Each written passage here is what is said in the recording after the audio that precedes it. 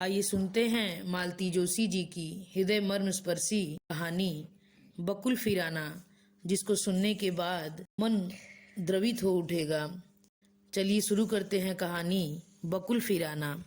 अम्मा, बाहर कोई आया है। नकुल ने आकर सूचना दी तो उनका माथा सलवटों से भर गया। पता नहीं क्या होता जा रहा है उन्हें आजकल। खुद तो घर से बाहर निकलती नहीं, पर भूले भटके कोई मिलने भी आ जाता है तो उनका दिल डूबने लगता है। घूम फिर कर वही बातें, साल भर से ऊपर हो गया, पर लोगों का मातम पुरसी का शौक अभी उतना ही ताजा है, जैसे कसम खा ली हो कि उन्हें कुछ भूलने नहीं देंगे। जा रही हो ना अम्मा? नकुल ने याद दिलाया। जा तो रही हूं, पर कौन है बताओ। अब खुद ही देख लो न जाकर। मैंने तो पहचाना नहीं, नकुल ने बेजारी से कहा और पढ़ने बैठ गया। पढ़ाई के बीच में उठना पड़े तो वैसे ही उसका दिमाग गर्म हो जाता है, पर वे क्या करें, वे निमंत्रण देने जाती हैं किसी को। नकुल ने पहचाना नहीं तो जरूर लड़की वाले होंगे। आजकल हर दूसरे चौथे दिन राहुल के लिए रिश्ते वाले आ जाते हैं।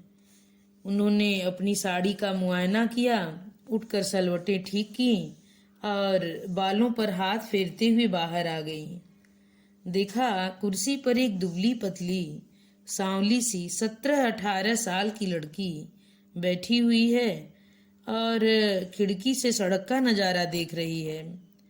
उन्हें देखते ही वह उठ खड़ी हुई और हाथ जोड़कर बोली, माँ जी, मैं बकुल हूँ। एक तीर सा उनके कलेजे में चुभा और बिंधता ही चला गया। अनगिनत स्मृतियां बिच्छू से डंग मार गईं। साल 1.5 साल से वे यह नाम जुबान पर नहीं लाई थीं, पर उससे क्या, अंतस में तो हथौड़े सा वह निरंतर बजता ही रहता था। क्या नाम बताया तुमने? उन्होंने कुछ समझने के बाद पूछा। नाम तो कुछ भी हो सकता है माँ जी, पर आपके लिए मैं बकुल ही हूँ।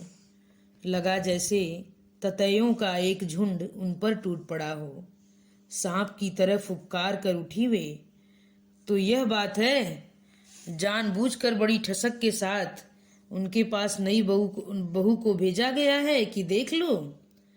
तुमने तो कोई कसर नहीं उठा रखी थी, फिर भी हम दुल्हन ले ही आए।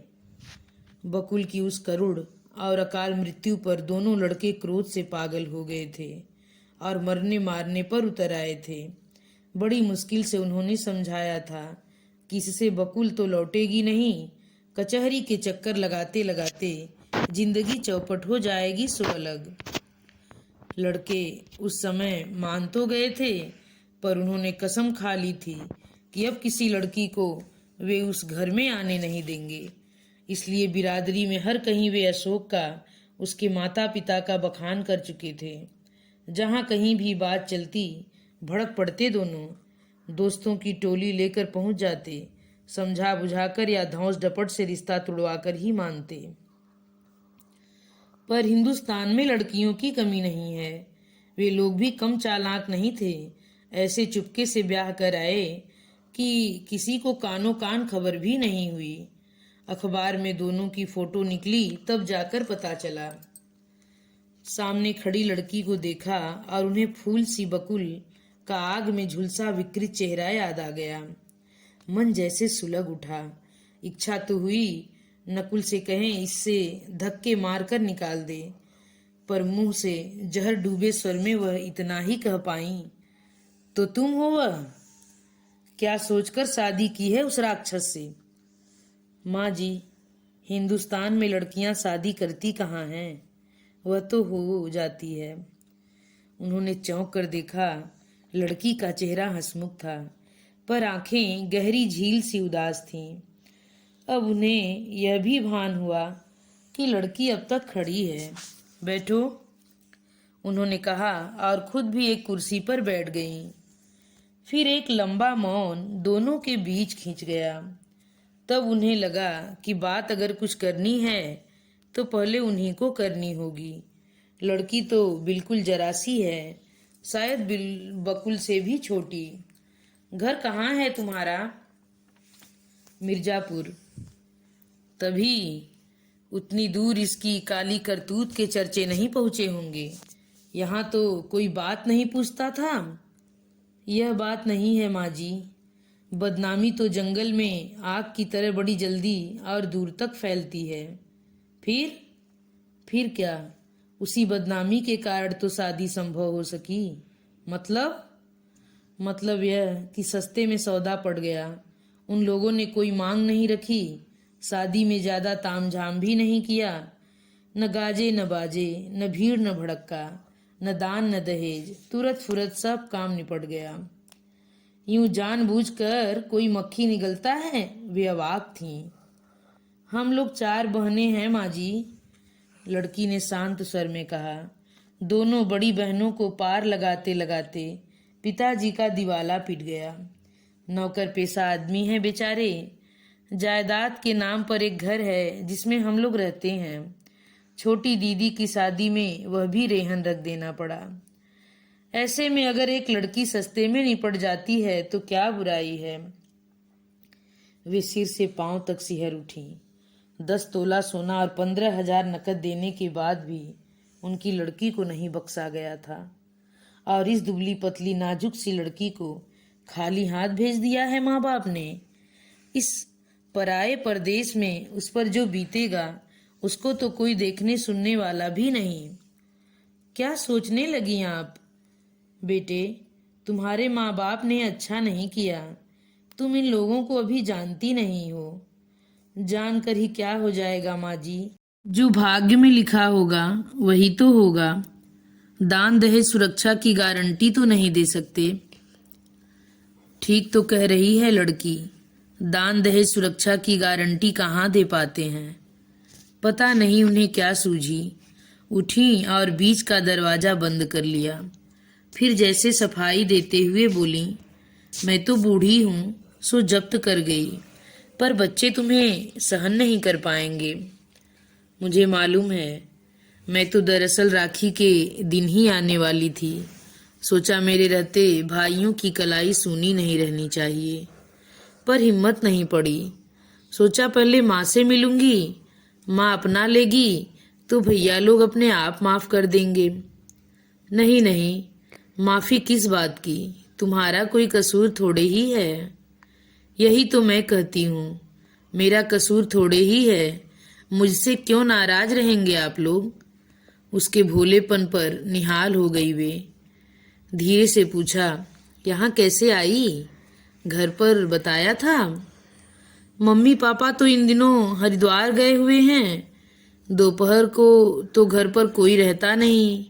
महरी को साथ लिया और चली आई। उसकी अंदर आने की हिम्मत नहीं पड़ी तो दूर से घर दिखाकर चली गई। तुम्हें डर नहीं लगा? डर कैसा? अपनी माँ के पास आने में डर कैसा? नाराज ही तो होती आप। उससे क्या फर्क पड़ता है? माँ की गालियां लगती थोड़े ही हैं। गदगद हो आई वे। मुग्ध भाव से उसे देखती रह गई। घड़ी ने टन टन कर 4 बजाए और वह उठ खड़ी हुई। चलूंगी माँ जी, अब दफ्तर से लौटे इससे पहले घर पहुंचना है। अशोक से छिपकर आई हो? हाँ, आई तो छिपकर थी, पर अब बता दूंगी। यही मैं कहने वाली थी। महरी कुछ उल्टा सीधा कहे इससे पहले खुद ही बता देना। एकाएक वे इस भोली सी लड़की के लिए चिंतित हो उठी थी। 1 मिनट रुकना, उन्होंने कहा और दरवाजा धीरे से ठेलकर भीतर आ गई। नकुल ने सिर उठाकर देखा। कौन आया है अम्मा? बड़ी घुट घुट कर बातें हो रही हैं। मन हुआ कि बता दें, पर जब्त कर गईं। इन लड़कों का कोई भरोसा थोड़े ही है। जरा से में उबल पड़ते हैं। बेचारी जरा सी लड़की। यह तो गनीमत हुई कि राहुल घर पर नहीं है। वह तो नकुल जैसा सीधा साधा भी नहीं है, फौरन भांप लेता। उस दिन पेपर में फोटो निकली थी, उसने संभाल कर रखी हुई है।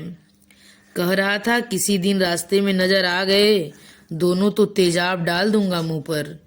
उसके दफ्तर से लौटने से पहले ये जा रही है, अच्छा ही है। वे बाहर आईं तो लड़की ने पूछा, यह क्या है माँ जी? कुछ नहीं बेटे, थोड़ा सा शगुन है। पहली बार घर आई हो, मुझे माँ कहकर पुकारा है, खाली हाथ कैसे जाने दूं? न माँ जी, आज नहीं। आज तो सिर्फ आपका आशीर्वाद लूंगी। जिस दिन भैया लोगों को अपने हाथ से टीका करूंगी, उस दिन जो भी देंगी ले लूंगी, पर आज माफ करें। और वह एकदम पलट कर चल दी। घिसटकर दरवाजे तक आईं, तब तक वह सीढ़ियां उतर चुकी थी। वहीं खड़े होकर उन्होंने आवाज दी, फिर आना। वह पलटी और हंस दी। उसकी आंखों की कोर गीली थी, पर वह हंस रही थी। हे ईश्वर, यह सदा इसी तरह हंसती रहे, उन्होंने ठाकुर जी के सामने हाथ जोड़कर कहा। पर उनका जिद्दी मन वहीं देहरी पर खड़ा पुकार रहा था, बकुल फिर आना, फिर आना। धन्यवाद। यह कहानी यहीं पे समाप्त होती है। आप लोगों से विनम्र अनुरोध है कि मेरे चैनल को सब्सक्राइब करके कृपया बेल आइकन को दबाना मत भूलिएगा।